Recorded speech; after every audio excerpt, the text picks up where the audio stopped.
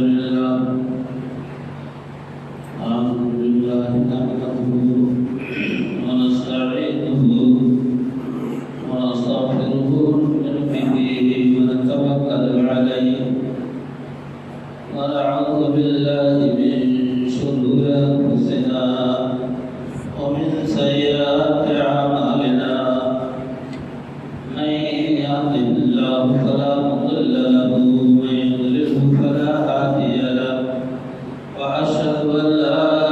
إله إلا الله وحده لا شريك له وأشهد أن محمدا عبده ورسوله صلى الله عليه وسلم وشر الأمور محدثاتها وكل محدثة بدعة وكل بدعة ضلالة وكل ضلالة في النار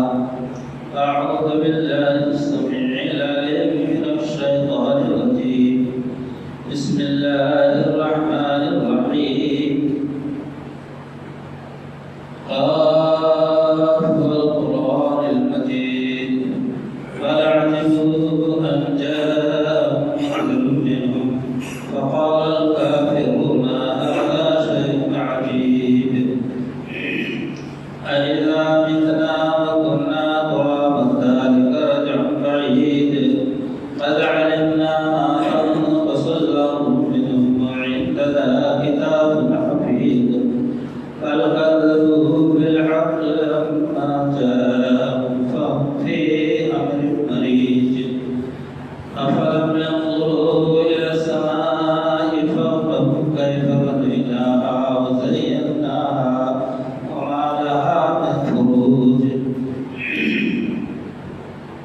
والأرض مددناها وألقينا فيها رواسي وأنبتنا فيها من كل زوج بهيج تبصرة وذكرى لكل عبد منيب ونزلنا من السماء ماء مباركا فأنبتنا به جنات وحب الحصيد والنخل باسقات لها طلع نضيد رزقا للعباد وأحيينا به بلدة ميتا كذلك الخروج كذبت قبلهم قوم نوح وأصحاب الرس وثمود وعاد وفرعون وإخوان لوط وأصحاب الأيكة وقوم تبع كل كذب الرسل فحق وعيد أفأعينا بالخلق الأول بل في لبس من خلق جديد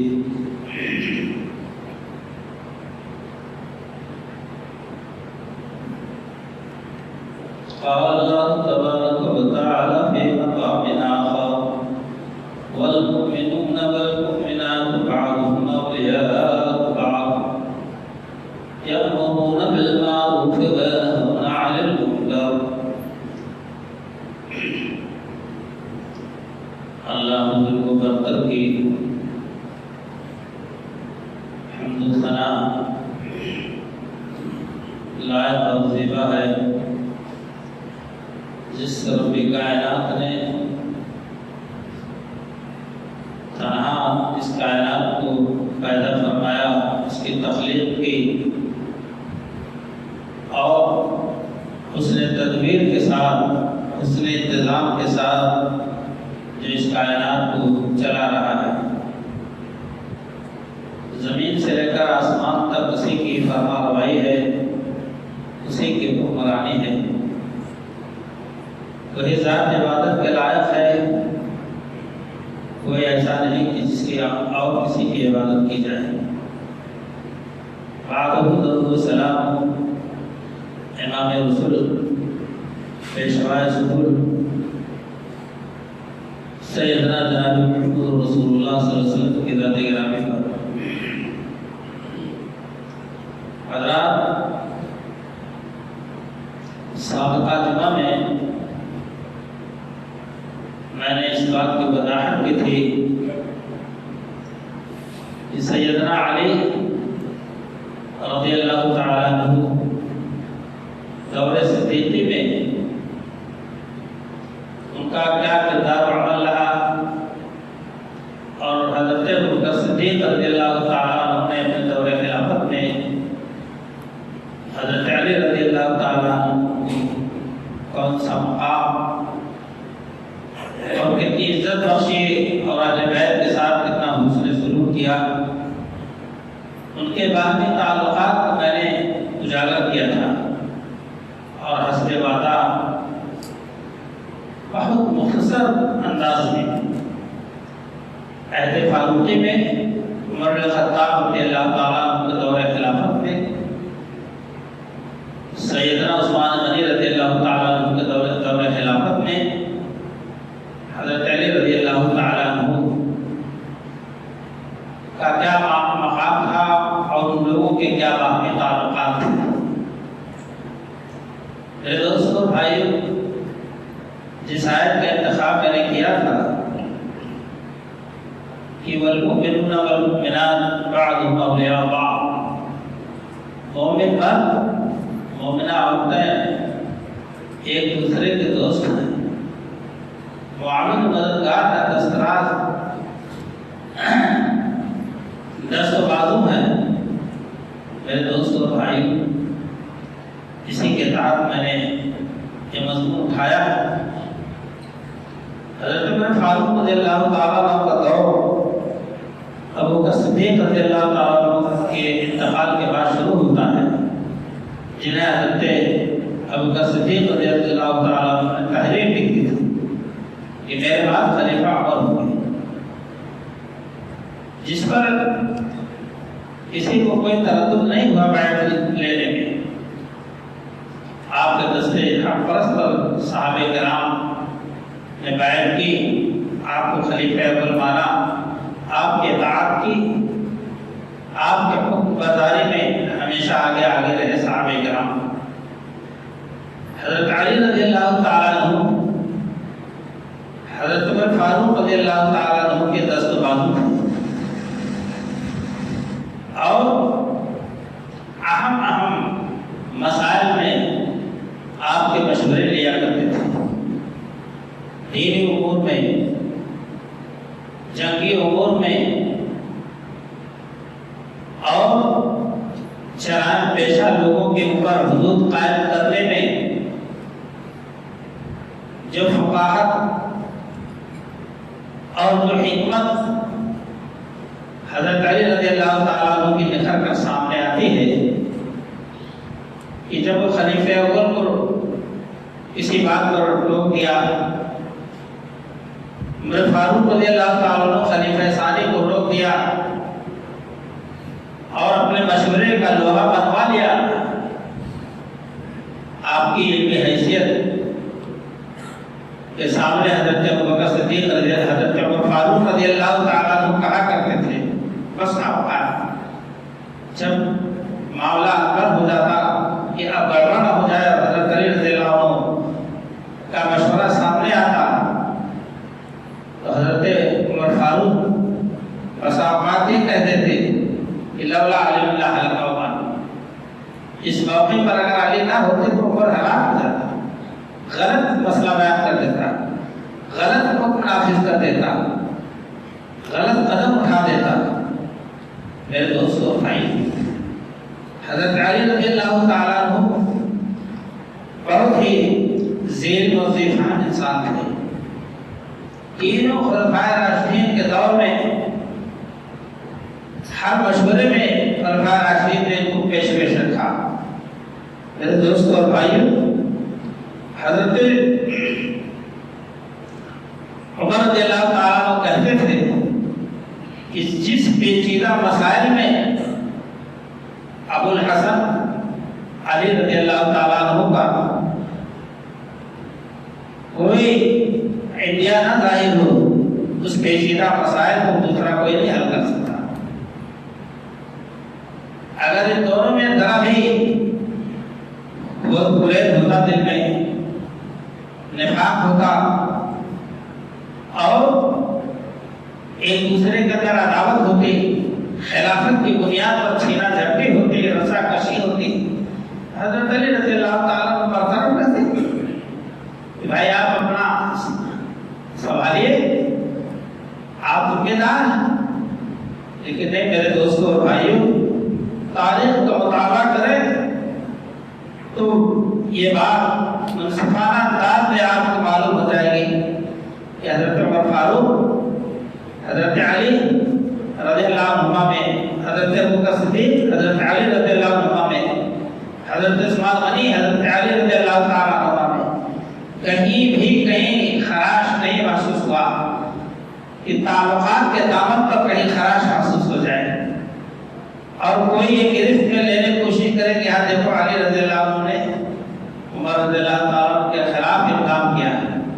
یا عمر رضی اللہ تعالیٰ نے حضرت علی کے مقام کو کھو دیا ہو۔ منصفانہ انداز میں جب آپ تاریخ کا مطالعہ کریں گے تو آپ یہ جان لیجیے کہ آپ کے دل سے کبھی بھی، دل کے اندر کبھی بھی یہ بات نہیں بیٹھ سکتی کہ خلفائے راشدین میں کوئی چپلش رہی ہو، عداوتیں رہی ہوں، ایسا کچھ نہیں ہے دوستوں بھائیوں۔ میں آپ سے عرض کر دوں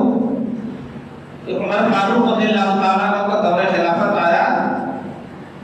تو حسن رضی اللہ تعالیٰ عنہ جو علی رضی اللہ تعالیٰ عنہ کے بیٹے، بڑے بیٹے، ملاقات ہوئی تو کہنے لگے کہ حسن آپ ملاقات کے لیے نہیں آتے، آیا کیجیے۔ بچے تھے ان کے سامنے، لیکن ہمت دلائی اور یہ کہا کہ آپ آئیے ملنے۔ تو ایک دن گئے تو دیکھا کہ امیر معاویہ اور حضرت عمر فاروق دونوں تخلیہ میں، تنہائی میں اس بات کر رہے ہیں، اور باہر عبداللہ بن عمر کھڑے ہیں، عمر کے بیٹے۔ یہ منظر دیکھ کر واپس آ گئے خاموشی سے۔ پھر عمر رضی اللہ عنہ سے ملاقات ہوئی، عمر رضی اللہ عنہ نے ٹوکا کہ آپ آئے نہیں، تو عرض کیا کہ خلیفہ مسلمین میں آیا تھا، لیکن آپ تنہائی میں کچھ بات کر رہے تھے معاویہ رضی اللہ عنہ سے، اور آپ کے بیٹے عبداللہ بن عمر کو اجازت نہیں ملی تھی، تو میں کیسے جرأت کرتا۔ حضرت عمر رضی اللہ تعالیٰ نے بات کہی کہ آپ ہمارے اولادوں سے بہتر ہیں، آپ اجازت پانے کے زیادہ حقدار ہیں، کبھی بھی دل میں نہ لائیے گا، آپ ہی کے خاندان سے تو میرے دل کو روشنی ملی، ہدایت ملی آپ کے خاندان سے، اور ایسا کبھی نہ سوچیے گا۔ یہی نہیں میرے دوستوں بھائی، یا اہل بیت کے ساتھ، حسنین کے ساتھ حضرت عمر رضی اللہ تعالیٰ عنہ کا قلبی تعلق اور محبت ان واقعات سے اجاگر ہو کر سامنے آتی۔ یمن سے کافی جوڑے آئے، گلا جبہ پہننے والا، حضرت عمر رضی اللہ تعالیٰ نے تقسیم کیا، مگر حسن اور حسین رضی اللہ عنہ کو نہیں ملا۔ بہت مایوس عمر رضی اللہ عنہ دونوں کو بلایا اور بتلایا کہ اتنے لمبے لمبے جبے تھے کہ جو آپ کے جسم پر لائق نہیں تھے، بہت بڑے بڑے تھے، آپ کے لیے چھوٹے جبے درکار۔ یمن اطلاع بھیجی، وہاں سے جوڑے بن کر آئے، جب ان دونوں کو پہنایا تو وہ دیکھ کر تب خوش ہوئے، اور اس کے بعد پھر اپنا جبہ اور ملا حضرت عمر رضی اللہ عنہ نے استعمال کیا، ورنہ اس وقت تک استعمال نہیں کیا۔ ان کو مایوسی محسوس ہوئی، غیرت آئی کہ نواسے رسول محروم ہیں، اور دوسرے لوگ فیضیاب ہو گئے۔ حضرت عمر رضی اللہ تعالیٰ نے گوارا نہیں کیا کہ ہم خود پہن لیں اور وہ دونوں معصوم بچے حسنین رضی اللہ عنہ محروم رہے۔ یہ تعلقات دیکھیے، حضرت حسن رضی اللہ تعالیٰ عنہ، حسین رضی اللہ تعالیٰ عنہ، حضرت علی رضی اللہ تعالیٰ عنہ، ان لوگوں کے حالات کا جائزہ لیجیے، آپ کو حیرت ہوگی کہ فاطمہ بنت رسول صلی اللہ علیہ وسلم کی بطن سے کلثوم پیدا ہوا، حضرت علی رضی اللہ تعالیٰ عنہ یعنی بی بی فاطمہ کے بطن سے نبی صلی اللہ علیہ وسلم کے انتقال کے 6 مہینہ بعد جب انتقال کر رہی تھی، اسی دور میں جس وقت حسن اور حسین رضی اللہ عنہ پیدا ہوئے، اس کے بعد بیٹی کلثوم پیدا ہوئی۔ اب وہ دور گزر گیا، ابو بکر صدیق کا اور فاروق کا دور آیا۔ علی رضی اللہ تعالیٰ عنہ سے اپنا امتیاز ظاہر کیا کہ میری شادی آپ کلثوم سے کر دیں، کلثوم کو میرے ساتھ منسوب کر دیں تو میرے لیے بڑی خوشی کی بات ہوگی۔ حضرت علی رضی اللہ تعالیٰ عنہ نے قبول کر لیا اور یہ بھی کہہ دیا میں نے کلثوم کو آپ کے حق میں دیا۔ حضرت عمر فاروق رضی اللہ عنہ صحابہ کے پاس آئے اور اعلان کیا مجھے مبارکباد دو کہ میری شادی حضرت علی رضی اللہ عنہ کے بیٹے سے، بی بی فاطمہ رضی اللہ عنہ کی بیٹی سے ہو گئی ہے، منعقد ہو گیا۔ میرے دوستو بھائی کہنے لگے کہ کوئی اور مسئلہ نہیں ہے، اس رشتے کا کوئی اور مطلب نہیں ہے سوائے اس کے کہ اللہ کے رسول صلی اللہ علیہ وسلم کی ایک حدیث میرے پاس کہ کل نسب و حسب منقطع یوم القیامہ الا ما کان من نسب و حسب۔ آپ صلی اللہ علیہ وسلم کا یہ فرمان کہ قیامت کے دن ہر حسب و نسب منقطع ہو جائے گا۔ یوم یفر المرء من اخیہ وامہ وابیہ وصاحبتہ وبنیہ، باپ بیٹے سے، ماں بیٹی سے، شوہر بیوی سے، بیوی شوہر سے بھاگے گی قیامت کے دن،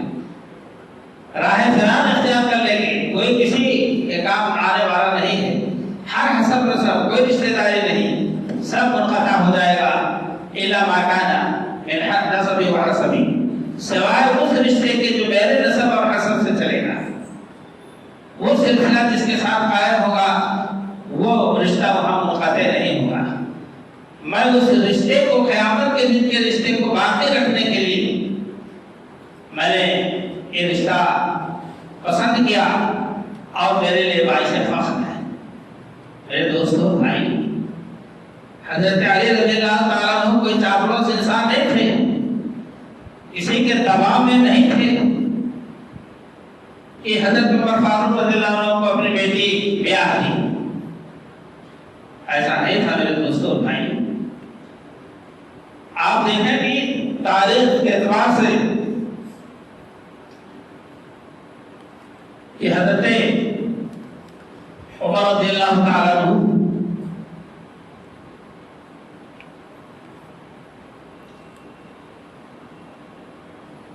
فارس کو فتح کیے اور اس کی بیٹی شاہ فارس کی بیٹی گرفتار ہو کر کے آئی۔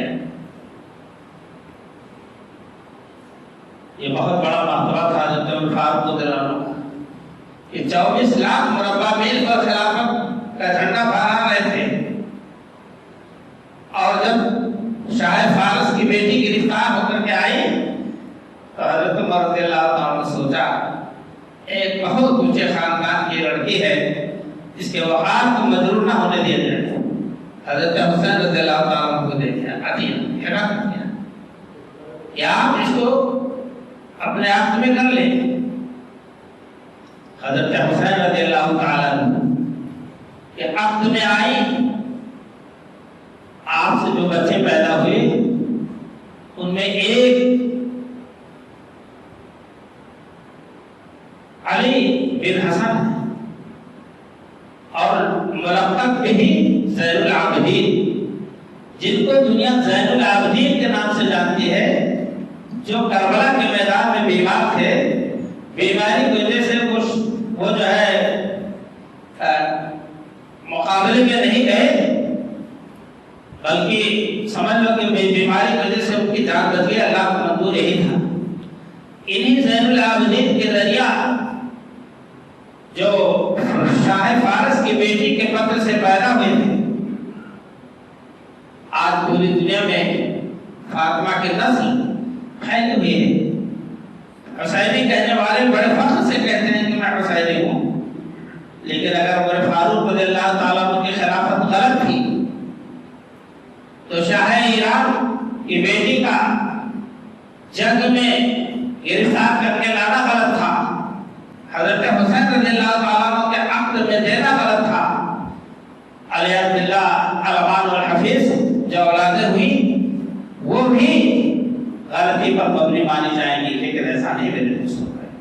عمر فاروق رضی اللہ تعالیٰ وہاں بجانے تھے اور آپ نے اپنی فتوحات کا جھنڈا گاڑا، دنیا جانتی ہے۔ آپ دیکھتے ہیں کہ حضرت علی رضی اللہ تعالیٰ عنہ سے یہ فتح بیت المقدس، مدائن اور دیگر شہر و امثال جگہوں پر جب حملے کی نوبت آئی تو حضرت علی رضی اللہ تعالیٰ عنہ کے مشورے سے کام کیا۔ کہیں بھی کسی بھی مقام پر حضرت علی رضی اللہ تعالیٰ عنہ نے اعراض، پہلو ہی کنارہ کشی کا انداز نہیں اختیار کیا، دست و بازو بند کر رہے۔ اور میرے دوستوں بھائی، جب عمر فاروق رضی اللہ تعالیٰ عنہ پر قاتلانہ حملہ کیا فجر کی نماز میں قاتل نے، اور جان بچنے کی کوئی صورت نہیں نظر آئی، تو حضرت عمر فاروق رضی اللہ تعالیٰ عنہ نے ایک کمیٹی تشکیل دے دی جس کا اوپر لیٹے ہوئے ہیں کہ حضرت علی، عثمان، طلحہ، زبیر، سعد بن ابی وقاص، عبد الرحمن بن عوف، اس کمیٹی کے بڑے بڑے ذلے صحابہ رکن تھے، ممبر تھے، اور اس میں سے عبد الرحمن بن عوف کو، حضرت عثمان غنی کو، حضرت علی کو مخصوص طریقے سے بلا کے عالم نصیحت کی، جو بھی نصیحت۔ میرے دوستوں بھائی، علی کا مقام مرتے دم تک حضرت عمر رضی اللہ تعالیٰ عنہ کو سمجھتے ہیں، اور یہاں دنیا والوں نے ایسا تقسیم کر دیا، ایسی خلیج حائل کر دی، کھائی کھود دی کہ ایک دوسرے سے ملنا جلنا یہ ہم لوگوں نے نامناسب سمجھا۔ وہاں کا حال یہ ہے، اور آج کل تاریخ کی بعض کتابیں تو ایسی ہیں کہ اگر آپ اس کو اٹھا لیں تو برحال آپ کو باللہ صحابہ کرام کو گالی دینے لگیں، جن کو اللہ رضی اللہ عنہ کا ہے، اپنے رضامندی کا اعلان کریں، ہم ان سے ناراضگی کا اظہار کریں گے، محبت کا، الفت کا اللہ تعالیٰ اعلان کرے، ہم ان سے عداوت اور دشمنی کی بات کریں۔ میرے دوست اور بھائی، اسی طرح حضرت عثمان غنی رضی اللہ تعالیٰ جب عمر فاروق رضی اللہ تعالیٰ جانور نہ ہو سکے، موت آ گئی، انتقال کر گئے، تو عثمان غنی رضی اللہ عنہ کے ہاتھ پر امت کے افراد نے بیعت کی، حضرت علی رضی اللہ تعالیٰ نے بھی بیعت کی، عبد الرحمن بن عوف نے بیعت کی، زبیر، طلحہ، سبوں نے بیعت کی، ٹوٹ کر کے تب مدینہ کے لوگوں نے آپ کو اپنا خلیفہ چنا۔ میرے دوستو بھائی، وہاں بھی وہی مقام تھا حضرت علی رضی اللہ تعالیٰ عنہ کا، جب ابو بکر صدیق رضی اللہ عنہ کے زمانے میں، عمر فاروق رضی اللہ تعالیٰ عنہ کے زمانے میں وہی مرتبہ، وہی مقام، اور انہی کاموں پر آپ اپنے کو دیانتدارانہ انداز میں، مخلصانہ انداز میں انجام دیتے تھے۔ کبھی بھی یہ نہیں ظاہر ہوا کہ یہ حق ہمارا چھینا جا رہا، مسلسل ابو بکر لے گئے، عمر لے گئے، عثمان لے گئے، نعوذ باللہ من ذالک، کہیں تاریخ میں نہیں علی رضی اللہ تعالیٰ عنہ اس طرح کی کوئی زبان کھلی۔ میرے دوستوں بھائیوں، جب قرآن کریم کو ایک آواز پر، ایک انداز پر، ایک زیر و زبر پر، ایک جانب پر اکٹھا کرنا ہوا، جمع کرنا ہوا قرآن کو، کیونکہ قرآن 7 قرات پر اتارا گیا تھا، 7 قبائل تھے عرب کے، انہیں کی قرات پر، انہیں کی زبان پر اتارا گیا، لیکن یہ بات اپنی جگہ خدشے سے خالی نہیں تھی کہ قرآن اسی طرح سے پڑھا گیا 7 قرات پر الگ الگ ملکوں جگہوں میں، تو اس کا کیا پتہ ہے؟ اللہ نے صحابہ کرام کے سینے کو کھولا، ابو بکر صدیق رضی اللہ تعالیٰ نے اس کام کو انجام دیا، عثمان غنی رضی اللہ تعالیٰ عنہ نے سارے قرات کو ختم کر کے قرات قریش پر اس تمام صحابہ کو جو ہے متفق کیا، سب متفق تھے۔ علی رضی اللہ تعالیٰ نے خطاب کرتے ہوئے کہا کہ اگر اس مقام پر نہ ہوتا تو میں میں بھی ایک کام کرتا جو عثمان غنی نے کیا ہے، ان کو کسی طرح کی لام تان یا خدا نخواستہ کوئی برا بھلا کہنے کا حقدار نہیں۔ جو بھی اس عہدے پر آئے گا اپنی ذمہ داری کے پیش نظر اس کام کو انجام دینا ہے۔ چنانچہ جس قرآن کو ہم تلاوت کرتے ہیں الف لام میم سے لے کر سورہ ناس تک، سورہ فاتحہ، یہ سارا زیر و زبر اور یہ ایک جا کر پوری کائنات میں عثمان غنی رضی اللہ تعالیٰ عنہ کی مرہون عبادت ہے، جس میں حضرت علی رضی اللہ تعالیٰ عنہ پیش تھی، رائے مشورے میں بھی اور لوگوں کو بتلانے اور اعلان کرنے میں بھی۔ جب بلوائیوں نے حضرت عثمان غنی رضی اللہ تعالیٰ عنہ کا گھر گھیرا، مختلف بدگمانیوں کی بنیاد پر اتنی بدگمانیاں پیدا کی گئیں کہ عثمان غنی رضی اللہ تعالیٰ عنہ اپنا مال اپنے خاندان پر خرچ کرتے، اپنے اہل خاندان کو مختلف بڑے بڑے عہدوں پر لے جا کے فائز کیے ہوئے۔ وہ مصر کے لوگ، عراق کے لوگ جو مدینہ اور مکہ سے قریب نہیں تھے، ان کو سبا عبداللہ بن سبا نے ابھارا اور وہ وہاں سے آ کر کے حج کے موقع پر جب مدینہ خالی تھا صحابہ کرام سے گھیر لیا، مطالبہ کرنے لگے کہ تم خلافت چھوڑو۔ اللہ کے رسول صلی اللہ علیہ وسلم نے فرمایا تھا کہ ایک خواب کی بنیاد پر کہ تم کو قمیص جو پہنائی گئی ہے اس کو نکالنے کا مطالبہ کریں گے لیکن نکالنا نہیں۔ تو آپ نے اس کو نکالنا، خلافت سے دستبردار ہونا گوارا نہیں فرمایا۔ حضرت علی رضی اللہ تعالیٰ عنہ کو پتا چلا کہ پانی نہیں ہے گھر میں، کئی صحابہ کرام کو مقرر کیا، کئی مشکل سے پانی بھیجے،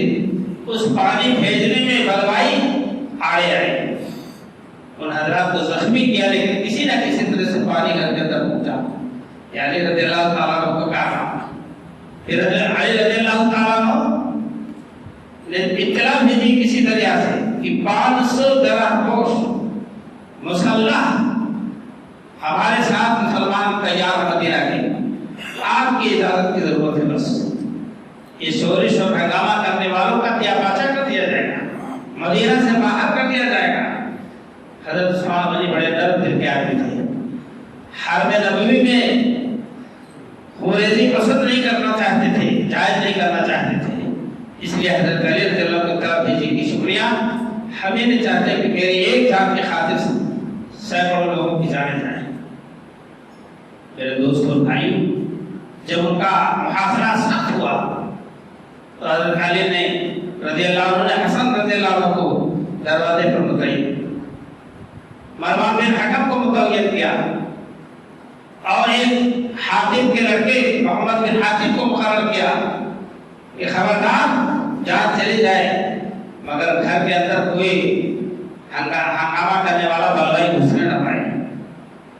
میرے دوستوں بھائی، بلوائیوں کے حملے میں سب کے سب زخمی ہو گئے بری طرح سے، زمین دھر لیا، ادھر بلوائی پیچھے سے آئے اور حضرت عثمان غنی رضی اللہ عنہ کے گھر میں داخل ہو کر آپ کو شہید کر دیا۔ جب یہ شور ہوا، ہنگامہ ہوا، عثمان غنی رضی اللہ عنہ شہید کر دیے گئے، قتل کر دیے گئے، علی رضی اللہ تعالیٰ عنہ بے حد پریشان، بلا کسی تردد حسن رضی اللہ تعالیٰ عنہ کو تماچ مارا، سینے میں گھوسا مارا اور کہا کہ ایسا حادثہ کیسے پیش آ گیا؟ کہا ابا، وہ لوگ پچھواڑے سے گھر میں گھسائے، جب تک ہم لوگ طاقت میں تھے تب تک کوئی نہیں اندر جا سکا، ادھر ہم لوگ زخمی بھی ہوئے، ادھر ان لوگوں نے پچھواڑے سے چڑھ کر کے اور گھر میں داخل ہوئے اور اس طرح سے آخر پیش ہے۔ میرے دوستوں بھائی، حضرت علی رضی اللہ تعالیٰ عنہ کی فکریت کی جان و مال سے قربان ہر ایک خلیفہ تھا۔ حضرت عمر فاروق رضی اللہ تعالیٰ عنہ، عثمان غنی رضی اللہ تعالیٰ عنہ، ان کے الگ الگ مناقب ہیں، احادیث کی کتابیں رسول اکرم صلی اللہ علیہ وسلم کے فرمان مبارک۔ ایک بار ایک صحابی نے کہا کہ یہ حضرات دونوں صاحبین شیخ ہیں ابو بکر و عمر یقیناً اللہ کے رسول صلی اللہ علیہ وسلم کے ساتھ جنت میں ہوں گے۔ پوچھا کیسے آپ کو معلوم ہوا، کیسے احساس ہوا؟ کہا جب بھی میں نے رسول اللہ صلی اللہ علیہ وسلم سے کوئی بات سنی تو آپ کو یہ فرماتے ہوئے سنا کہ دخلت ابو بکر و عمر، میں داخل ہوا ابو بکر و عمر ساتھ میں تھے، خرجت ابو بکر و عمر، میں نکلا ابو بکر و عمر نکلے۔ اتنے واقعات میں یہ بات ہے اللہ کے رسول صلی اللہ علیہ وسلم نے ارشاد کی، کہاں پر آپ نے ارشاد کیا کہ ابو بکر و عمر اور میں تیرے ساتھ ہیں۔ ایک بار آپ صلی اللہ علیہ وسلم احد پہاڑ پر تشریف لے گئے، ابو بکر بھی تھے، حضرت عمر رضی اللہ عنہ تھے اور عثمان غنی رضی اللہ عنہ۔ احد پہاڑ تھا لگا کیونکہ آپ صلی اللہ علیہ وسلم اس کے اوپر چڑھ گئے تو کام گیا۔ تو آپ نے فرمایا کہ وہ کیا تیرے پشت پر تیرے اوپر ایک نبی ہے، ایک صدیق ہے، 2 شہید ہیں۔ یہ کیا ہے؟ پیشی ہوئی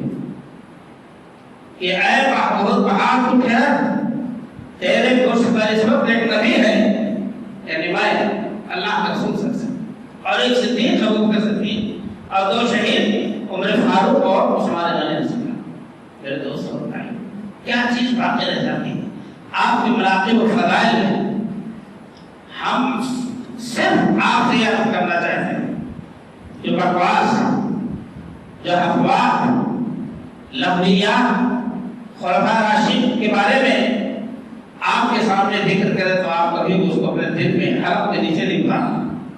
دماغ میں نہیں بسانا، اس لیے کہ وہ اللہ کی طرف سے جنت کی بشارت دیے ہوئے لوگ ہیں، عشرہ مبشرات میں سے، اہل بدر میں سے، غزوہ خندق میں سے، اور بیعت رضوان میں سے، حدیبیہ کے موقع پر 1400 صحابہ کرام تھے جن کے بارے میں اللہ نے فرمایا لقد رضی اللہ عن المؤمنین اذ یبایعونک تحت الشجرہ، یقیناً اللہ ان سے راضی ہوگا جو درخت کے نیچے اللہ کے رسول کے ہاتھ پر بیعت کر رہے تھے۔ یہ عثمان غنی رضی اللہ عنہ کے بارے میں جب یہ ہوا اڑ گئی تو عثمان غنی رضی اللہ عنہ گئے تھے جائزہ لینے مکہ کے اندر، اور بقیہ 1400 صحابہ رسول اللہ صلی اللہ علیہ وسلم حدیبیہ میں ٹھہرے ہوئے تھے، تو کسی نے یہ اڑا دی کہ عثمان غنی کو قتل کر دیا گیا۔ آنے میں ذرا دیر ہوئی تھی، وہاں لوگ پا گئے تو محبت سے بٹھایا، چائے پانی ناشتہ کرانے لگے،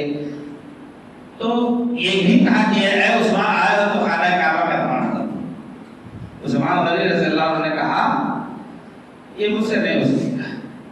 جب تک اللہ کے رسول خانہ کعبہ کا طواف نہیں کریں گے تب تک میں نہیں کروں گا۔ یہ بڑی بے ادبی ہوگی، گستاخی ہوگی ایک طرح کی کہ اللہ کے رسول کو راستے میں روک دیے گئے اور میں آیا ہوں تو مجھے یہ جو خانہ کعبہ طواف کرنے کو کہہ رہے ہیں، یہ نہیں ہو سکتا۔ میرے کہنے کا مطلب یہ ہے کہ صحابہ کرام اور خلفائے راشدین، میرے دوستوں بھائیوں، بعد کے ادوار میں اسی مسئلے کو لے کر عثمان غنی رضی اللہ عنہ کی شہادت قتل کو لے کر جب جنگ جمل ہوا، جنگ صفین ہوئی، جنگ جمل میں حضرت عائشہ پیشوا تھی، سردار تھی جنگ کی، جنگ صفین میں حضرت امیر معاویہ تھی۔ معاملہ دونوں کا ایسا یہ تھا کہ وہ کہتے تھے قاتلین عثمان کا بدلہ لے حضرت علی خلیفہ ہو گئے ہیں، اور پہلی ذمہ داری ہے کہ قاتل کا بدلہ قاتل۔ حضرت علی رضی اللہ عنہ بیچارے اتنے گھیرے میں تھے بدماشوں کے، فتنہ پردازوں کے، شورش ہنگامہ کرنے والوں کے، کہ اگر اس آواز کو بلند کرتے تو وہ ان کی چاہے زندگی کا خاتمہ کر دیا جاتا۔ اس حشر کو اور یہی ادھار کے کہ اگر وہ اطاعت نہیں کرتے تو اسے جنگ کی جائے۔ میرے دوستوں بھائی، حضرت عائشہ رضی اللہ عنہ بصرہ سے نہیں گئی، مکہ سے عثمان غنی قتل کر دیں گے، علی خلیفہ ہو گئی، تو ان کو تو ساتھ رہنا چاہیے. پھر حضرت علی رضی اللہ عنہ اپنی پوری فوج کے ساتھ بصرہ پہنچ گئے. پوچھا ابا کیا معاملہ ہے، آپ کا کیسے آنا ہوا؟ مکہ کے بجائے بصرہ، مدینہ کے بجائے بصرہ. کہا کہ اصلاح کے لیے. حضرت علی نے کہا میں بھی اصلاحی کے لیے حاضر ہوں. کہا بس معاملہ ٹھیک، ہم دونوں ایک. بلوائیوں نے کیا کیا، ایک چھل کی دے رہا 10-20 آدمی علی رضی اللہ عنہ کی فوج میں، 10-20 آدمی بلوائی مصری عراقی حضرت علی رضی اللہ عنہ کی فوج میں، ادھر حضرت عائشہ کی فوج میں بیٹھ کے. ایک علی کے پاس بیٹھ گیا، ایک عائشہ رضی اللہ عنہ کے پاس بیٹھ گیا. اور ان دونوں گروپوں نے یہ طے کیا کہ پچھلے پہر پتھراؤ کرو ادھر سے ادھر سے. اور جو حضرت علی کے پاس بیٹھا ہے وہ یہ کہے کہ میں تو سوچ سمجھ ہی رہا تھا کہ عائشہ کی فوج نہیں مانے گی. اور جو حضرت عائشہ کے پاس بیٹھا ہوا ہے وہ یہ کہتے میں تو سمجھ رہا تھا کہ حضرت علی کی فوج نہیں مانے گی. اللہ. اور جب جنگ ختم ہوئی ہے، حالات سامنے آئے ہیں، جس شرمندگی کا جس اس کا احساس حضرت عائشہ رضی اللہ عنہ اور حضرت علی رضی اللہ عنہ کو ہوا، اس کا اندازہ نہیں ہو سکتا. تاریخ کتابوں میں سب ضبط ہے. بس اتنی سی بات ہے کہ اللہ تعالیٰ ہم تمام لوگوں کو صحابہ کرام کے بارے میں، خلفائے راشدین کے بارے میں کسی بھی غلط فہمی کے شکار ہونے کی ضرورت نہیں ہے. اللہ تعالیٰ ہم لوگوں کو صحیح نقطۂ نظر کی توفیق عطا فرمائے. آمین. تقبل یا رب العالمین.